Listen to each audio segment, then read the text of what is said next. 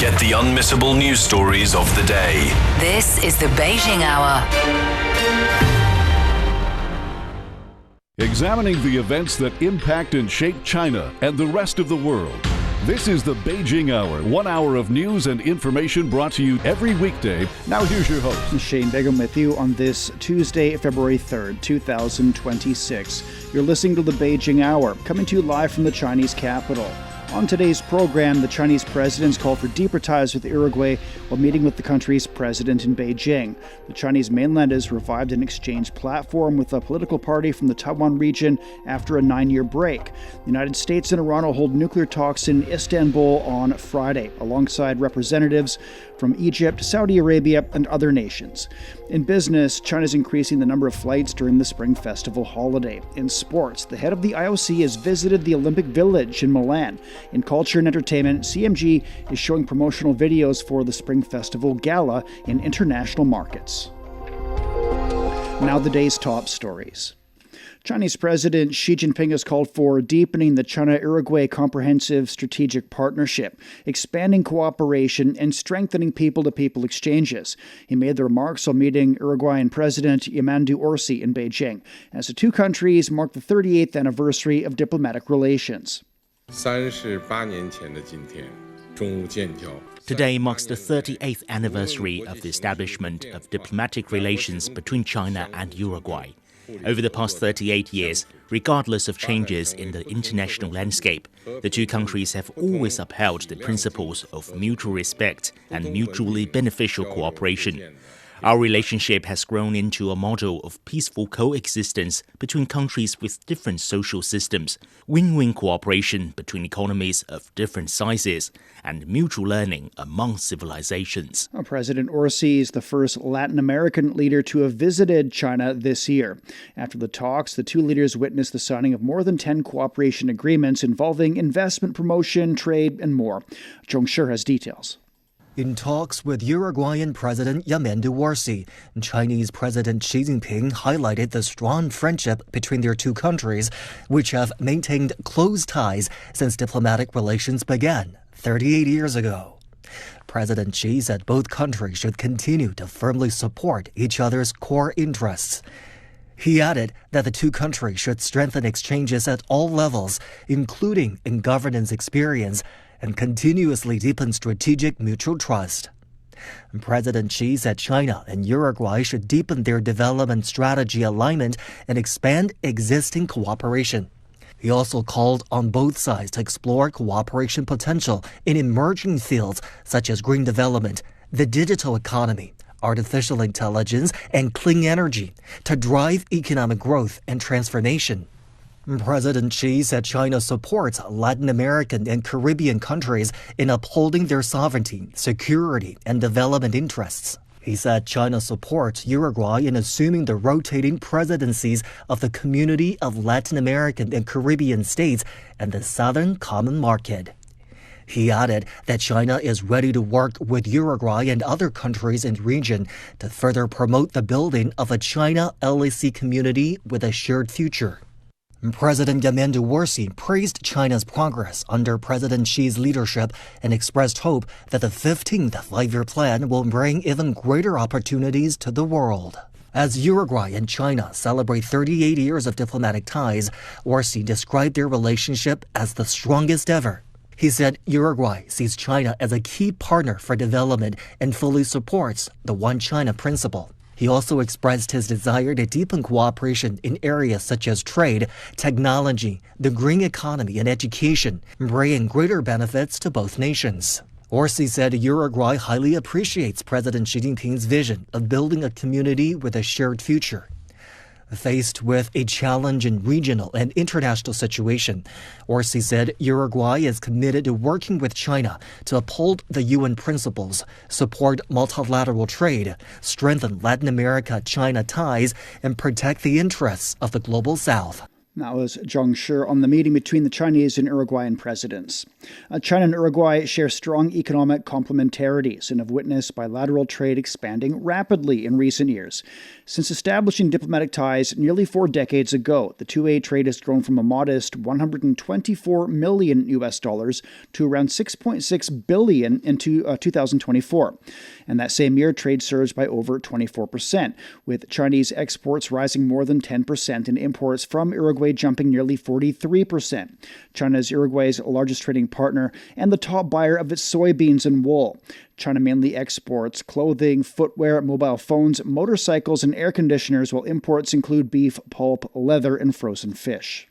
And for more, Chen Lanyo spoke with Martin Mercado, Deputy Executive Director of Uruguay 21, a national agency that promotes exports and investment. Mercado said it's time for Uruguay to expand its already robust economic relations with China, especially under the current global trade situation. Last year, China and Uruguay signed the Framework Agreement on Cooperation for a single window for international trade. What do you make of the significance of this? I think this will boost and fasten all paperwork with trade related to with China and Uruguay. What we are bringing into the table is our experience, because we already have this type of agreement with Mexico, Colombia, and so we have this expertise. At the same time, beginning this year, we're going to create a work group, technical work group, so we can move forward and set up activities and roadmap to strengthen this relationship. Well, with President Yamandou Orsi beginning a week-long state visit to China, what are your expectations for the next stage of China-Uruguay cooperation? A big part of our private sector is coming along with our president. This means a trust in the Uruguayan and Chinese relationship for the past 40 years. And I think it'll be a good time for our president to strengthen economic relationships. And at the same time, we think that in the next few years, with this visit, we can have a work plan, and widen our basket of goods exported and technical and scientific cooperation between Uruguay and China. It's a good time for expansion of our relationship. So this is a good opportunity to take advantage of the Belt and the Road initiative. We're pretty far apart, and trade costs can be high sometimes.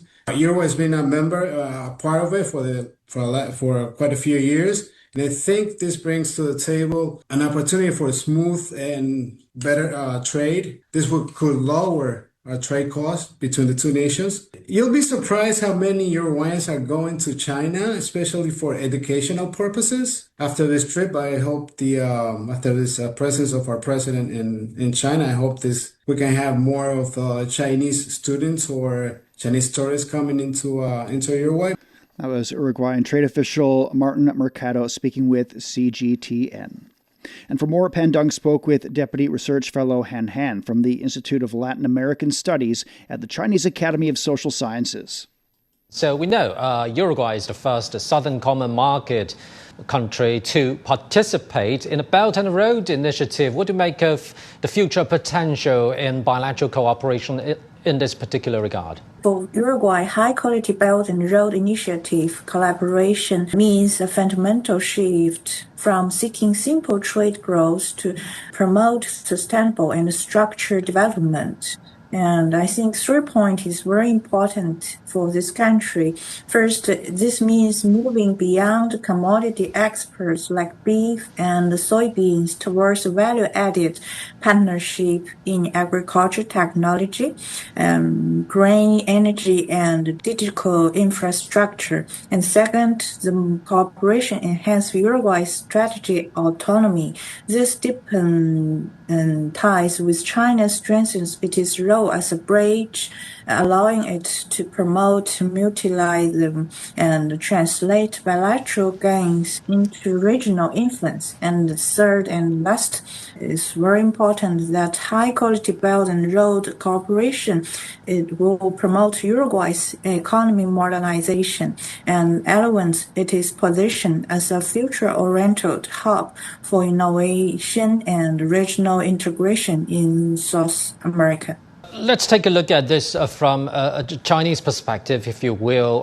President Orsi's visit comes after quite a busy January for Chinese diplomacy, with leaders of the UK, Finland, Canada, Ireland, and the Republic of Korea visiting. What do you make of these busy diplomatic activities? Firstly, and the most important, I think this is a reflection of wider geopolitical shifts, which is a landmark event that sends several clear signals. First, it marks the upgrade of China-Uruguay relations, bilateral relations, from primary trade-focused to a more comprehensive and stable strategy partnership. Second, the visit transcends bilateral dimensions, reflecting the region's shared consideration regarding cooperation. And third, I think against a backdrop of complex geopolitical and concerns over certain actions in the region, this visit strongly indicates that Latin American countries are actively seeking strategy enhance. And last, this visit is a well act for balance, not just for Uruguay, but also reflect some Latin American countries that demonstrating the clear will of global South countries to pursue diversified cooperation and maintain strategy autonomy. That was a hand-in-hand with the Chinese Academy of Social Sciences. Coming up, Chinese mainland's revived a cross-strait exchange platform after a 9-year break. You've been listening to programs from CGTN Radio. CGTN Radio. We invite you to visit us online for more audio, pictures, and in-depth reports. At radio.cgtn.com, you can access a wide range of programs and find your favorite news, talk, features, entertainment shows, and podcasts. Hear the difference with CGTN Radio. 12 minutes past the hour. Beijing's hosted a think tank forum between the Communist Party of China and Taiwan's Chinese Kuomintang, marking the resumption of a key interparty exchange platform after a 9-year suspension. The forum focused on prospects for cross-strait exchanges and cooperation. Participants from both sides of the Taiwan Strait held in-depth discussions on cooperation in 3 priority areas: tourism, industry, and environmental protection and sustainable development. Representatives from both sides delivered keynote speeches at the opening ceremony, offering proposals aimed at overcoming barriers and deepening communication and cooperation across the strait. Chinese Kuomintang Vice Chairman Xiao Su-chen has highlighted the importance of restoring the interparty communication platform between the KMT and the Communist Party of China. Speaking in Beijing on Tuesday, he said both sides should adhere to the 1992 consensus, oppose separatist activities in Taiwan, and open new channels for dialogue and cooperation. In 2025, the number of trips between the two sides of the Taiwan Strait totaled close to 5 million. But there is a significant imbalance. Only 550,000 residents on the mainland travel to the island. This is caused by the policies of the Taiwan authorities. Such a situation definitely had an impact on the industries. Cross-strait relations have various challenges. All of these particularly require a cross-strait communication platform that can speak up for the people and bring benefits to them. That was Vice Chairman Xiao Su-chen of the Chinese Kuomintang Party. And prior to the forum, Hong Shou-chu sat down with China Media Group. The former chairperson of the Chinese Kuomintang Party said the event paves the way for enhanced dialogue across the Taiwan Strait that will advance the two sides' integrated and peaceful development. From the forum, we are heartened to see an opportunity for dialogue emerging between the Kuomintang and the Communist Party of China and between the two sides of the Taiwan Strait. This communication mechanism has been suspended for 9 years. The less we communicate, the less we engage in dialogue. The less we strive to understand each other, the more likely conflicts and other issues will arise.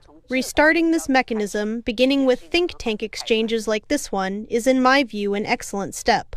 We used to say that both sides of the Taiwan Strait should seek common ground while reserving differences. Now, we aim to take things a step further, to seek common ground while transforming differences. The mainland has introduced many policies aimed at promoting integrated and peaceful development across the strait. In this regard, we must strengthen our efforts, work together, and remove all obstacles. That was Heng Xiuqiu, former chairperson of the Chinese Kuomintang Party. China's Spring Festival travel rush is underway with hundreds of millions of people heading home for family reunions. Beyond domestic trips, a growing number of overseas visitors and foreign family members are also returning to China, bringing not only festive cheer but also fresh spending that's boosting the holiday economy. Zheng Chao has more. For Carlos Quintanilla, a Peruvian living in the United States and married to a Chinese woman from Foshan in Guangdong province, the Chinese New Year trip has become a regular part of his life. When he first experienced the holiday more than a decade ago, traditions like handing out red envelopes felt unfamiliar. But after 13 years with his wife's family, he says China now feels like home. Seeing the whole family gathering together, that's what I am looking forward to.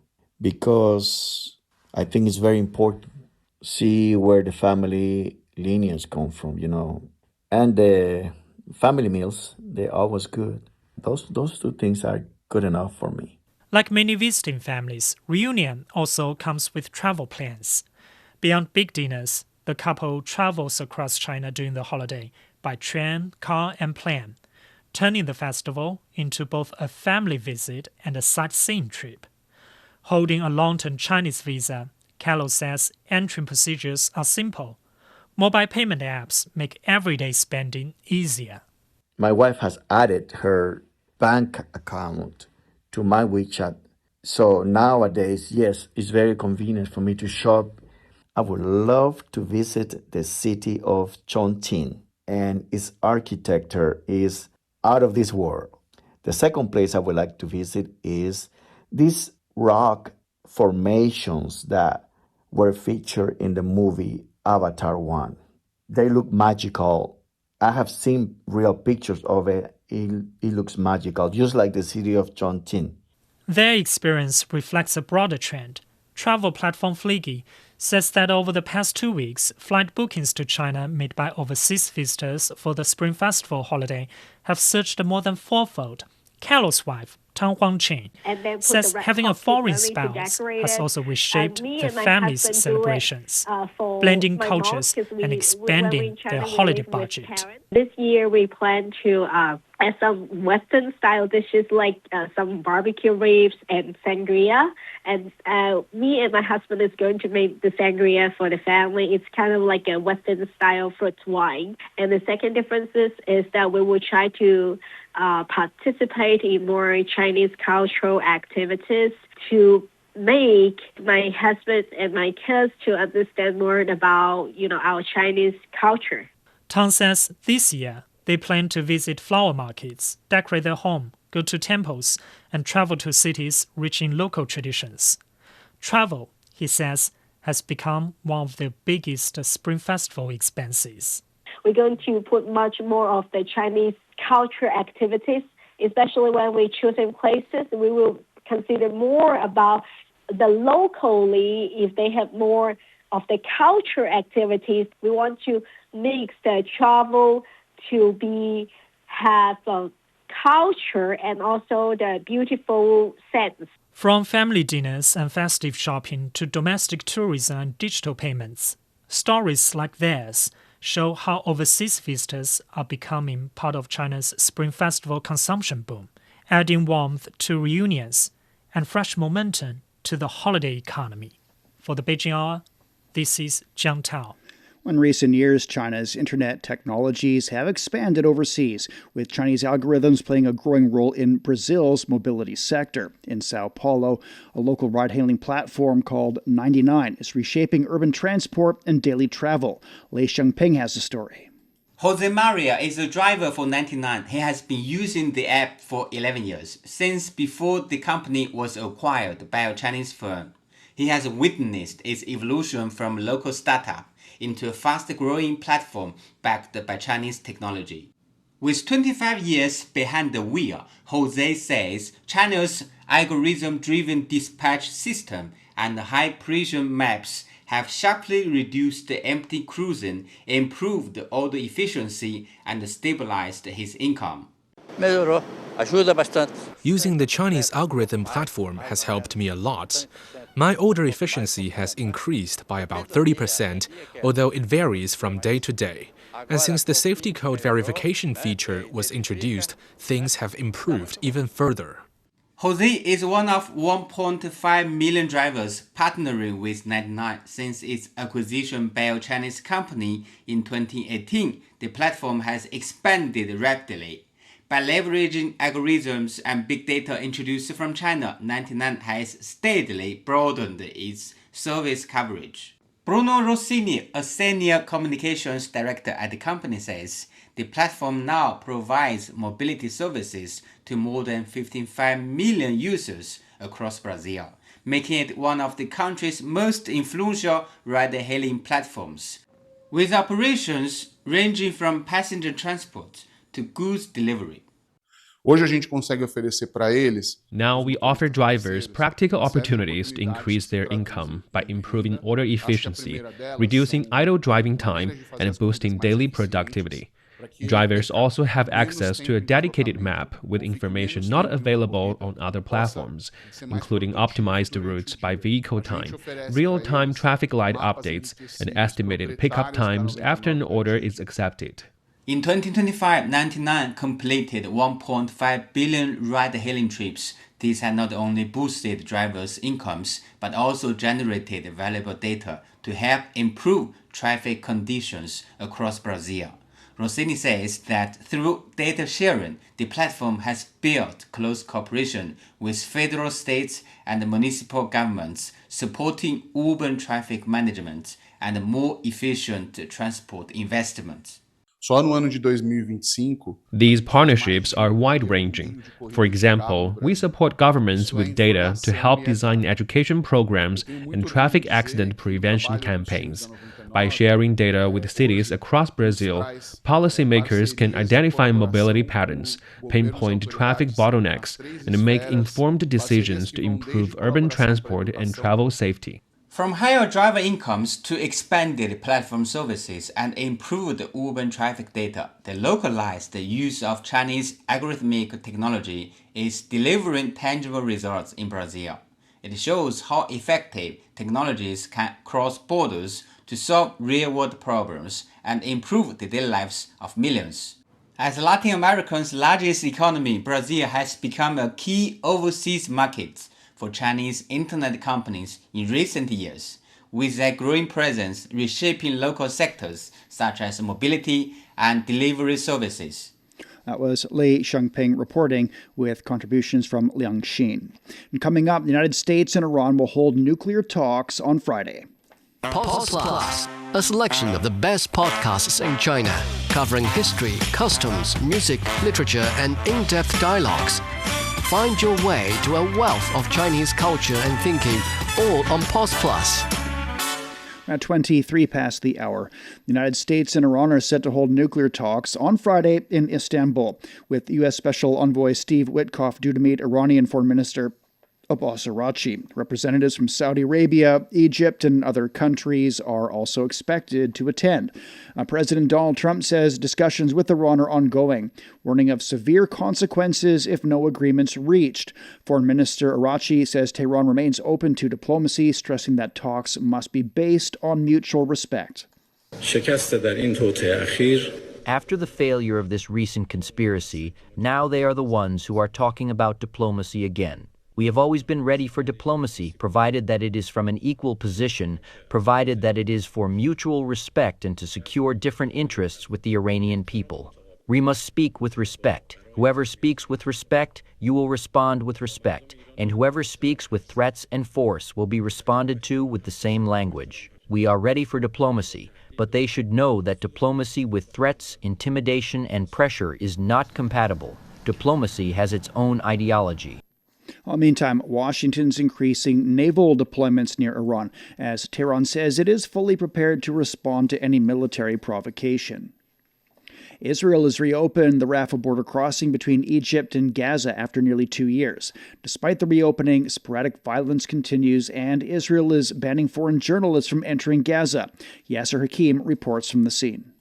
After multiple delays, the gates have finally opened for the Palestinians to travel between Gaza and Egypt. Israeli sources say only 50 Palestinians will be allowed across each side daily, with Cairo adding that priority will be given to those in need of urgent medical treatment. Meanwhile, 20,000 injured and critically ill Palestinians have registered to travel to Egypt for medical treatment. At the current rate, most of the sick will have to wait many months to make the journey. Egypt is negotiating with Israel to allow more Palestinian movement. Nonetheless, the reopening brings hope to aid teams who are eager to address the catastrophic humanitarian crisis in Gaza. We're hopeful that the opening of the Rafah crossing will improve the situation for Palestinians in Gaza. But at the end of the day, the obligation is with Israel as the occupying power to ensure that humanitarian assistance goes to where it needs to go. In spite of the devastation in Gaza, more than 80,000 Palestinians have applied to return to the enclave. We plan to return to Gaza. It's our homeland. We can't leave it. We were born and raised there. Even if it's not as safe as other places, it's still our homeland. Palestinians hope opening the border could mark a turning point in peace efforts to establish an independent Palestinian state. Now, as Yasser Hakim at the Rafah border crossing that links Egypt and Gaza. The fallout from the latest set of Epstein files is being felt in many countries, with resignations, apologies, and calls to testify. Last week, the U.S. Justice Department released more than 3 million files. It's led to days of revelations and videos and photographs never seen before. Nick Harper reports from Washington. I don't know. Why would you say that? Jeffrey Epstein, in his own words. What are you, class 3 sexual predator? Tier 1. What's tier 1's the highest and worst? No, I'm the lowest. I'm the lowest. You're the lowest. Okay, tier 1, you're the lowest. Friday's Department of Justice document dump included more than 3 million files, 180,000 images, and some 2,000 videos, including this one, a 2-hour-long interview between Epstein and former Trump chief strategist Steve Bannon. Do you think you're the devil himself? No, but I do have a good mirror. Is your money dirty money? No, it's not. So, in fact... Why is it not dirty money? Because I earned it. U.S. Deputy Attorney General Todd Blanche detailed the latest findings, but said this will be the final planned document release. Today's release marks the end of a very comprehensive document identification and review process to ensure transparency to the American people and compliance with the Act. Blanche says the new details won't lead to further criminal prosecution, but some are certainly facing scrutiny, like Peter Mandelson. His ties to Epstein forced him to resign as Britain's ambassador to the US. Now he's quit the Labour Party over the revelation Epstein paid him $75,000 2 decades ago. Allegations, Mandelson says, are false. Former Prince Andrew Mountbatten Windsor is pictured kneeling over a woman. He's denied any involvement in Epstein's activities, but the UK Prime Minister Keir Starmer says Andrew should testify before the US Congress. The latest files have also led to Slovakia's National Security Advisor, Miroslav Lajcek's resignation, and for Norway's Crown Princess to apologise for poor judgment over her years-long contact with Epstein. The files even got a mention at Sunday's Grammy Awards.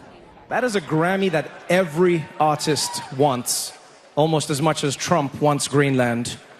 Which makes sense, I mean, because Epstein's island is gone, he needs a new one to hang out with Bill Clinton, so... Oh, I told you it's my last year. What are you going to do about it? President Donald Trump has decided to do something about it, threatening to sue Trevor Noah over the joke for plenty of money.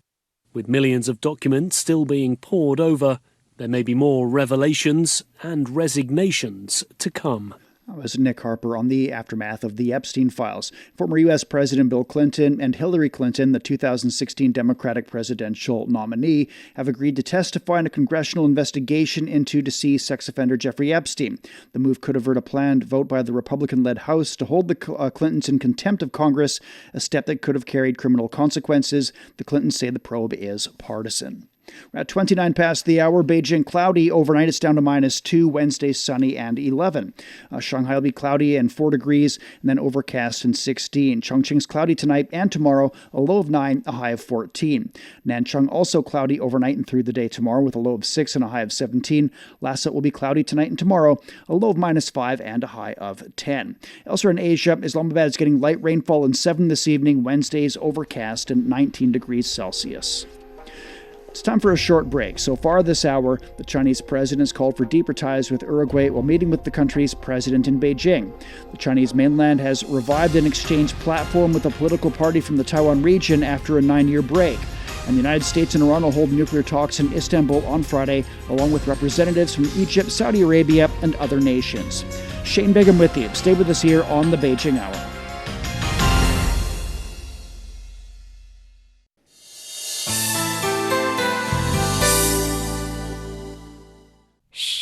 Listen up. Can you hear the heartbeat of our world? It's vibrant and pulsating with the essence of life itself. From the stem of trees to the gurgle of rivers. From the silent strength of mountains to the icy whispers of glaciers. Even the solid ground beneath our feet. Right there, in the midst of all, beats the heart of humanity. What if those other heartbeats were to stop? Would ours keep on ticking? Ever wondered what's actually going on in Africa through the perspective of an African? How are things really going between China and Africa? What's the narrative of this relationship? Well, get a perspective with China-Africa Talk. Hear from African diplomats, entrepreneurs, academics, Chinese natives, and more. Get on our wavelength every week to find out what's real with China-Africa Talk. Find us on your favorite podcast. We'll see you there. Examining the events that impact and shape China and the rest of the world. This is the Beijing Hour, 1 hour of news and information brought to you every weekday. Now here's your host. Shane Bigham with you on this Tuesday. Still to come. In business, China's increasing the number of flights during the Spring Festival holiday. In sports, the head of the IOC has visited the Olympic Village in Milan. In culture and entertainment, CMG is showing promotional videos for the Spring Festival Gala in international markets. To contact us, you can email radio@cgtn.com or follow our X account @CGTN Radio. Now checking the day's headlines, here's Tianyu. Thank you, Shane. Chinese President Xi Jinping has called for deepening the China-Uruguay Comprehensive Strategic Partnership, expanding cooperation and strengthening people-to-people exchanges. He made the remarks while meeting Uruguayan President Yamandu Orsi in Beijing as the two countries mark the 38th anniversary of diplomatic relations. 38年前的今天 Today marks the 38th anniversary of the establishment of diplomatic relations between China and Uruguay. Over the past 38 years, regardless of changes in the international landscape, the two countries have always upheld the principles of mutual respect and mutually beneficial cooperation.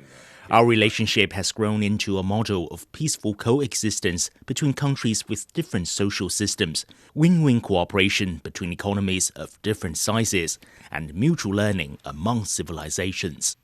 President Xi also voiced support for Uruguay assuming the rotating presidency of the Group of 77 and China, saying Beijing is ready to strengthen Global South cooperation and ties with Latin American and Caribbean countries. Orsi reaffirmed Uruguay's commitment to the One China principle and said developing relations with China is a national priority, pledging to expand cooperation in trade, investment, technology, and green and digital development. Señor Presidente Xi, Your Excellency President Xi Jinping, Uruguay attaches great importance to the state visit to China, as reflected in the dispatch of a high-level delegation. Today marks the 38th anniversary of the establishment of diplomatic relations between our two countries, and the comprehensive strategic partnership between Uruguay and China is at its best in history. The Uruguayan side is willing to further deepen cooperation with China across all fields. After the talks, the two leaders witnessed the signing of more than 10 cooperation agreements involving investment promotion, trade, and more. China has released its #1 central document of 2026, focusing on modernizing agriculture and advancing rural revitalization. The policy highlights reform and innovation, improving support for farmers, safeguarding national food security, and consolidating poverty alleviation gains. This is the 14th #1 central document guiding agricultural and rural work since the 18th Party Congress. China and Russia have held a new round of strategic stability consultations in Beijing. Chinese Assistant Foreign Minister Liu Bing and Russian Deputy Foreign Minister Sergei Ryabkov co-chaired the talks. The two sides conducted exchanges on the current global strategic stability situation and multilateral arms control issues, reaching broad consensus. Both sides agreed that global strategic stability is facing serious challenges. As permanent members of the UN Security Council, China and Russia said they will continue to strengthen strategic coordination, firmly support multilateralism, and actively uphold the authority and effectiveness of international arms control treaties. They also pledged to work together to safeguard global strategic stability and contribute to world peace and security. China has condemned a series of coordinated terrorist attacks in Pakistan's Baluchistan province. According to the Pakistani military, the attacks targeted several locations, including the port city of Gwarda. The military said the attacks left at least 15 security personnel and more than 18 civilians dead. A Chinese Foreign Ministry spokesperson expressed condemnation of the attacks, offering condolences to the victims and sympathies to the injured and the bereaved families. Lin Jian reiterated China's firm opposition to all forms of terrorism and said the country will continue to support Pakistan's efforts to combat terrorism, safeguard social unity and stability, and protect the safety of its people. And finally, U.S. President Donald Trump says he has agreed on a trade deal with India that slashes U.S. tariffs on Indian goods to 18%. In exchange, India will lower trade barriers, stop purchasing Russian oil, and buy it from the U.S. or potentially Venezuela instead. A White House official says the U.S. is rescinding a punitive 25% duty on all imports from India over its purchases of Russian oil. Trump says Indian Prime Minister Narendra Modi also vowed to buy over $500 billion of U.S. energy, technology, and agricultural products. Modi says he's delighted over the tariff reduction, but he was spare on details, including whether his country will stop buying Russian oil, as Trump had claimed. All right, thank you very much. That's Tianyu with headlines. Coming up in business, China's increasing the number of flights during the Spring Festival holiday. The Beijing Hour, your window on China and the rest of the world. 37 past the hour. And with business now, here's Wang Zihang. Thank you, Shane. Chinese mainland stocks closed higher on Tuesday, with the Shanghai Composite rising nearly 1.3%. The Shenzhen component gained almost 2.2%. Stocks in commercial spaceflight, chemical engineering, and precious metals led the gainers, while the banking sector saw significant losses. Hong Kong's Hang Seng Index rose by more than 0.2%. Japan's Nikkei closed at a record high, surging over 3.9% as a broad range of shares were boosted by Wall Street's gains overnight. Air China plans to operate over 70,000 flights during the 2026 Spring Festival travel rush, an over 10% increase from last year. Key routes between major city clusters will maintain high-frequency services. Passenger capacities on flights to northeast China will rise by 15%. Popular routes like those to the coastal city of Sanya in Hainan province will use wide-body aircraft. The company will also add flights to international destinations like Sydney, Singapore, Seoul, and Bangkok to meet cross-border travel demand. Chinese authorities have implemented detailed security and service measures to ensure safe travel during Chunyun, the 40-day Spring Festival travel period underway now. Zhou Yixin has more. On the first day of this year's Spring Festival travel rush, passenger volumes are already rising as millions begin their journeys home to reunite with family for the Lunar New Year. Officials say nationwide cross-regional trips, along with railway and civil aviation passenger volumes, are projected to hit record highs during this year's travel rush. From conventional trains to high-speed rail, China's railway network continues to play an important role, boosting capacity and services to support the massive homebound flow. It is estimated that this year's Spring Festival travel rush could be the largest in history. On peak days, more than 14,000 passenger trains are expected to operate daily. It's part of arrangements to ensure the smooth, safe, and efficient flow of this massive annual migration. That was Joey Xin reporting. China will not launch a 9-day shopping campaign during the Spring Festival to boost consumption and energize the market. The campaign will run from February the 15th to the 23rd. It will feature activities in 6 areas such as dining, accommodation and entertainment. Measures include discounts on home appliances, expanded transport capacity and cultural events. The government will also promote trade-in programs and offer subsidies to support retail stores. Additionally, it will also improve payment services for international travelers to ensure a smooth experience. China has become the first country to ban door handles that are flush to the body on electric vehicles due to safety concerns. New regulations require door handles to include a mechanical release so the doors can open when even the vehicle loses power. These changes will take effect on January the 1st next year. For more, Tianyu spoke with Swiss economic commentator Harold Simon Bookman. Harold, so what are the main reasons behind China's decision to introduce this regulation, and what specific issues does it aim to address? Now, I think this standard is a classical example of a head versus heart decision. Personally, for example, I really like the sleek design. I have to be honest, like this disappearing door handles is a cool thing. But I also know from an expertise position that there's no real purpose to them other than looking cool. And now Chinese regulators care less, obviously, about cool looks and instead must focus on hard safety. And the disappearing door handles that were first popularized by Tesla and then worldwide become popular, especially also among Chinese EVs. These door handles, there have been cases where people have been hurt, even killed, because people couldn't open the doors after an accident, for example, from outside. If the door handle doesn't show up after the battery is broken, you cannot open the door. So that's dangerous. And Chinese regulators now, in a global first, put this usefulness above design, above looks when it comes to door handles. And I think this is very welcome among safety experts and car experts in general. And I guess consumers will understand once they learn the reasons for this regulation. Right. And as China continues to push for the development of electric vehicles, new standards and regulations are playing a key role in shaping the industry's future. So how do you see this regulation influencing the development of electric vehicles in China?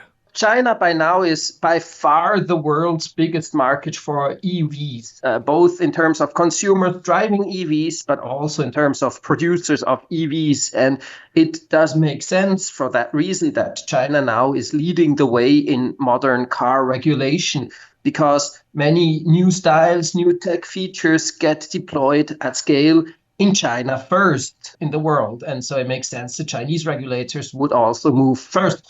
But while this makes sense, it's also a huge shift. It marks this shift where global observers generally agree that car makers will probably adopt this regulation from China very quickly around the world. And the return to normal door handles will come very quickly, at least for all big car brands in all continents. And so this shows how China has become from a large but passive consumer market for cars to now the globally leading active market maker, and within just 20 years. So I think this regulation, it's a small detail. Maybe a car handle isn't like the big thing, but it just shows how China is not just passively following the global trends, but actually sets the trends and also does it in a very fast way. So when the issue became known, China was the quickest to really adopt legislation and adopt the standards to avoid future accidents. And I think the whole world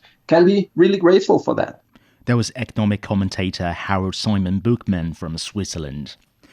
Now, China plans to establish a system of standards for the low-altitude economy by the year 2027. The system will cover low-altitude aircraft, infrastructure, safety, and application scenarios. By 2030, authorities will introduce more than 300 standards to support a more advanced and internationally compatible system. China's low-altitude economy has entered a period of accelerated industrialization with a full ecosystem in research and development, manufacturing and services. Now, with the launch of China's 15th five-year plan this year, commercial aerospace has become a national priority. 2026 will be a crucial year for the sector.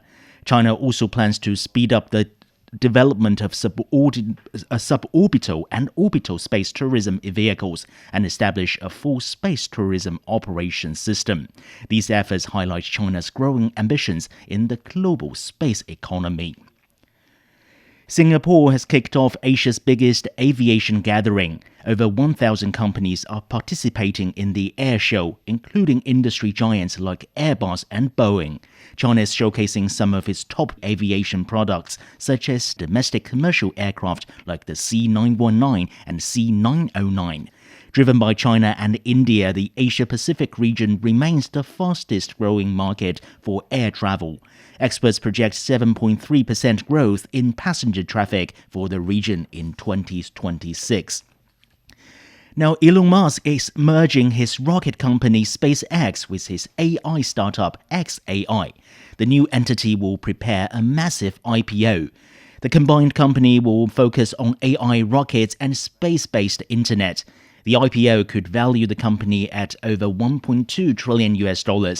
Public records show that SpaceX completed the deal on Monday and became the managing member of xAI Holdings. All right, thank you very much. That's Wang Ziheng with Business. You're listening to the Beijing Hour. Coming up in sports, the head of the IOC has visited the Olympic Village in Milan. Sideline Story brings you all things sports related. The hottest topics, latest events, juiciest stories, all with a very personal take. Subscribe to Sideline Story Podcast for heated sports discussions covering events that are happening in China and around the world. 46 past the hour now, and turning to sports, here's Yang Guang. Thank you, Shane. International Olympic Committee President Kirsty Coventry has visited the Olympic Village in Milan and even had time to interact with an intelligent robot from China. The village also welcomed Milano Cortina President Giovanni Malagho, as well as members of the IOC Executive Board and Athletes Commission. The group then proceeded to an exhibition hall featuring displays from various Olympic partners. The first female IOC boss then showed interest in an intelligent robot developed by a Chinese partner. IOC member Zhang Hong and the Olympic Council of Asia Athletes Commission Chair and IOC Athletes Commission Liaison Ding Ning were also there. Zhang encouraged the young athletes to strive for success. I'm thrilled. This is also my first visit to the Olympic Village here, and I came together with the IOC president and the executive board to meet athletes and take a tour. Over the past 8 years, I've done a lot of work on the IOC Athletes Mission and involved in many Olympic-related initiatives. I believe this is also the approach I hope to pass on to many young athletes to give them more confidence, whether they are active or retired, to keep striving and unlock more possibilities for themselves. I also wish Chinese athletes the very best in showcasing their top performances. Coventry also toured the Athletes Village. China Media Group will be the only media organization involved in the production of 8K international public signals and also serve as the main provider of 8K international public signals for the opening and the closing ceremonies. They will provide international public signals for figure skating and the short track for the first time. Xinxiang has the details.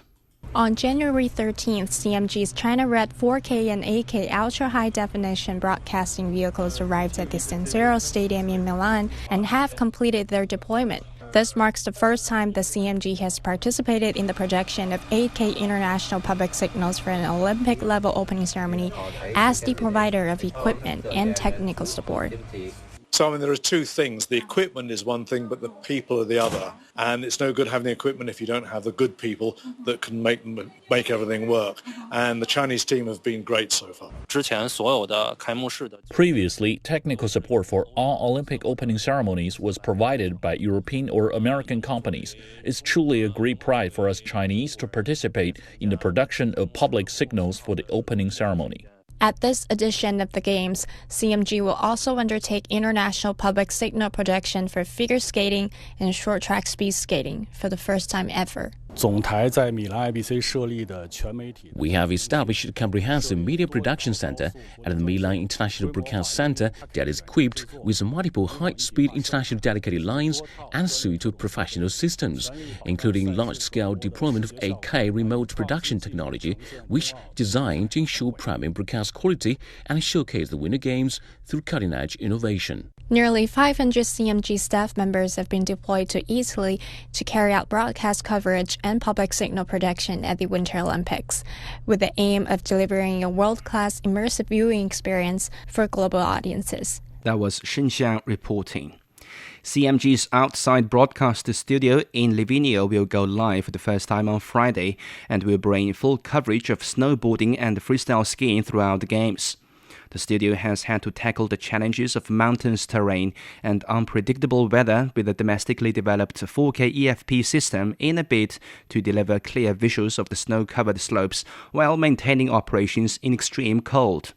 A dedicated display features 4 Zodiac-themed Binduan mascots representing the journey from Beijing to Milan.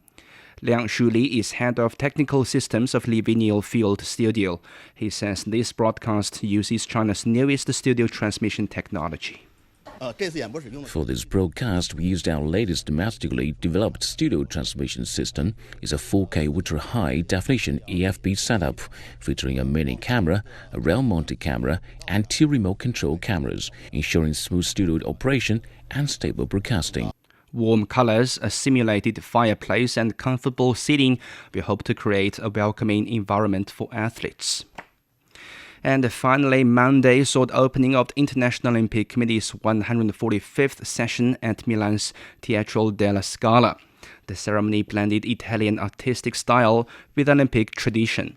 Attendees included IOC members across the world, leaders of international federations, and representatives of national Olympic committees. The session on Monday and Tuesday is followed by a second phase meeting following the closing of the Winter Games. All right, thank you very much. That's Yang Guang with sports. You're listening to the Beijing Hour. Coming up in culture and entertainment, CMG is showcasing promotional videos for the Spring Festival Gala in international markets. From north to south, east to west, people in China are chasing their dreams and leaving their mark. Want to know how they beat the odds and made a difference?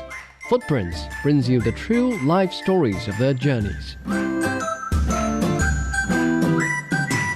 52 past the hour now. Turning to culture and entertainment. The 2026 CMG Spring Festival Gala is drawing global attention, with promotional videos now airing worldwide. Ahead of the broadcast, celebrations have begun overseas. In Ethiopia, a light show lit up Addis Ababa, projecting the gala's theme. A local bazaar also offered Chinese food and performances. Deputy Commissioner Nega Reddy with Oromia Tourism Commission of Ethiopia sent his wishes. I would like to wish a happy and successful year for all our Chinese brothers. Well, in Egypt, promotional videos played at a Spring Festival reception where Chinese expats shared their tradition of watching the gala together. In the U.S., the Chinese embassy held a youth event featuring gala previews. The festival marks the Year of the Horse and celebrates family reunions and good fortune.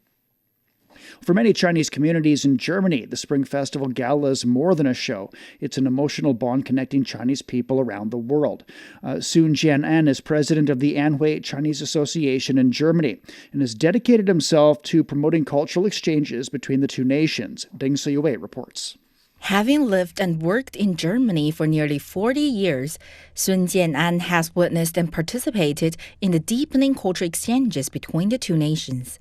Living abroad for so long has ensured that Spring Festival and especially the televised gala hold a special place in his heart. For overseas Chinese, watching the Spring Festival Gala is an important moment to welcome the Chinese New Year. It brings us together to share Chinese dishes, gives us a sense of celebrating the New Year, and reminds us of our hometowns, motherland, and family members. In Sun Jianan's view, the gala not only carries the nostalgia of overseas Chinese, but also presents a multidimensional and authentic China to the world.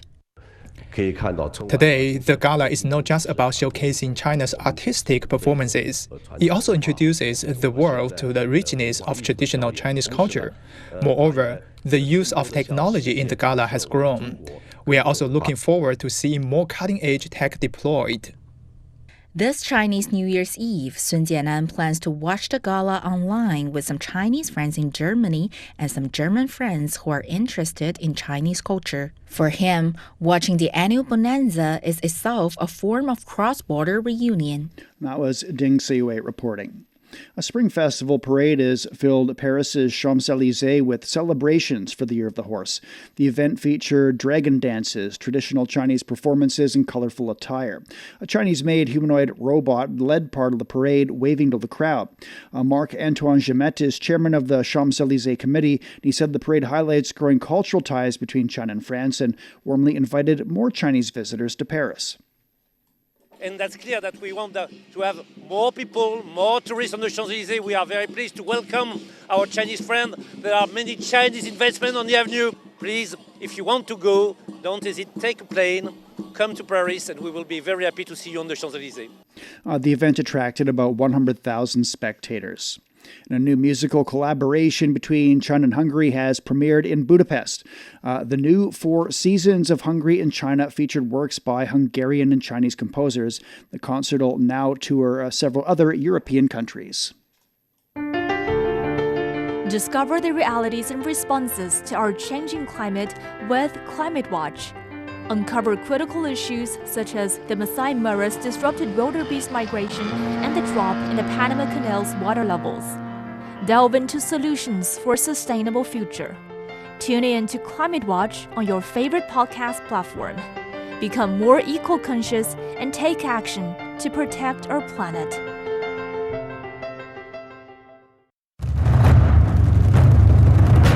From epic tales of mystery and magic to accounts of battle and empire. From the verses of ancient poets to the masterpieces of our times. A Light on Literature brings to life China's literary heritage and a look at the world in a new light.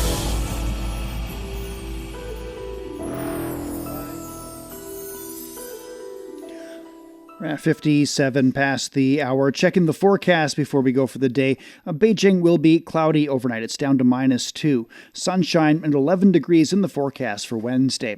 Shanghai is cloudy and 4 degrees this evening, then overcast and 16. Chongqing will be cloudy tonight and tomorrow, a low of 9 and a high of 14. Nanchang also cloudy through the day tomorrow, a low of 6 and a high of 17. Lhasa, same thing, lots of clouds tonight and tomorrow, a low of -5 and a high of 10. Elsewhere in Asia, Islamabad will see a light rainfall and 7 degrees this evening, then overcast conditions and 19 degrees. Vientiane will be down to 15, followed by cloudy skies and 29 degrees Celsius. And that's it for this edition of the Beijing Hour. Making news today, the Chinese president's called for deeper ties with Uruguay while meeting with the country's president in Beijing. The Chinese mainland's revived an exchange platform with a political party from the Taiwan region after a 9-year break. On behalf of the staff, this is Shane Bigham in the Chinese capital, hoping you'll join us for the next edition of the Beijing Hour and open a window to the world together.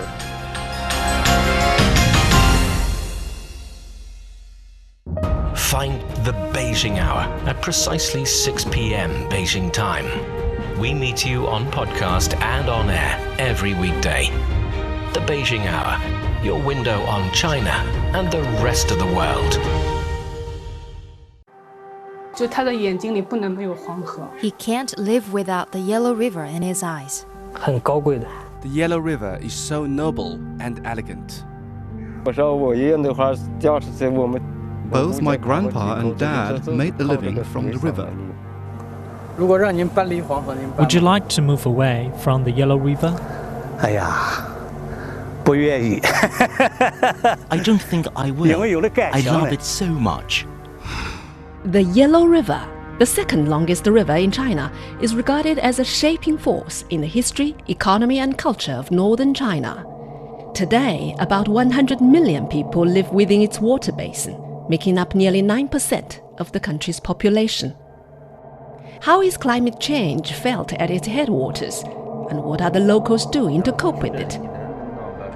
What are the descendants of the boatmen doing? What has kept some people from leaving their home village by the river? And what has drawn others back? Could the fading fishing community revive in the time of digital transformation?